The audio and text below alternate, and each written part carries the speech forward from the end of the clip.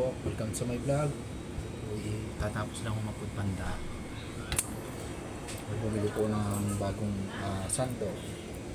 Tuwa po ako siya stay humble. Nakakita ko ng kulay, kulay asul eh. Sabi ko, meron pa yung kulay puti niya. Awa niya gusto. May bago masusuot niya. Ako po magre-remit lang. Tapos sa magputpanda, napakatumal po. Ang aga ko umalis, alas 2, gano'n. Kasi pagka na-duty ako before dati, alas 4 eh. Hindi na ako maka-duty ng tanghali ngayon. Kasi pahinga ko na yung yung umaga. Gabi hanggang umaga, nakakatulog na kasi ako madaling araw. Araw mo 1, 2, magigising ako 10, 8. Yun, okay, wala pa akong nililigawan.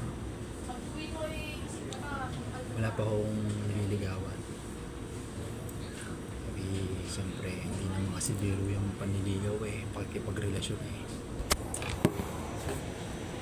Siyempre, ako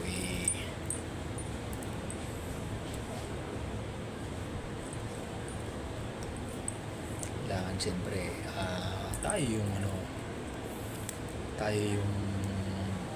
siyempre malakas. Okay, marami na akong nagugustuhan po. Okay, siyempre siguro kailangan ko muna uminom ng alak para ako'y karoon ng idea, lumakas ang loob. Siyempre pagka tayo hihina-hina, walang mangyayari. Walang mangyayari. Ligaw tingin na lang nangyayari kahit gusto na din tayo ng babae. Puro kailangan ko munang uminom ng alak para siyempre lumakas ang aking loob. Magkaroon ng idea. Kasi pagka lumalakas ang loob, magkaroon ng idea yan gagawin natin yung mga ganung bagay.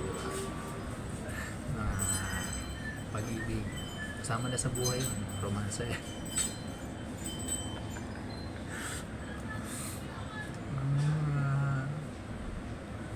Buhay, di laging laging single.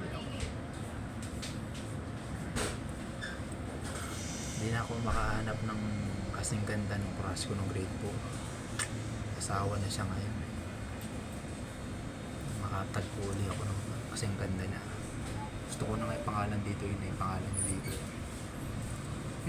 Ayoko na yung pangalan. Sino? Tapos crush, grade 4 crush. Kasi 2024 na ngayon, 2 dekada na. Sabi sa akin ng kaklase ko, mag-move on ka na. May anak na. Gusto ko yun wala Marami naman din yung mga dumatay. Ganon din ang chemistry. Hindi rin nililigawa. Pagka talaga ako may nagugustuhan ng talagang babae,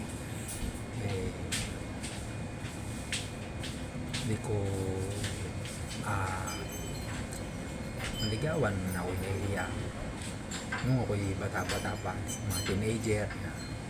Pero ngayon ako'y siyempre nalakas na ako ng loob. Ayokong tumanda ng binata. Siyempre ako'y lalaki. Dapat hindi ko na pala inaalam ang opinion ng iba. Sarili ko na lang diniskarte. Pagka ginagawa ko naman yung diskarte ko, marami naman utas sa tuwa Laki lang pagka sarili kong diskarte talaga.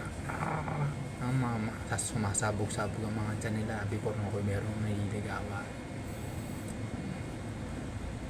Yun, ako'y nagpapaalam na po sa inyo at ako'y maraming salamat po sa panonood.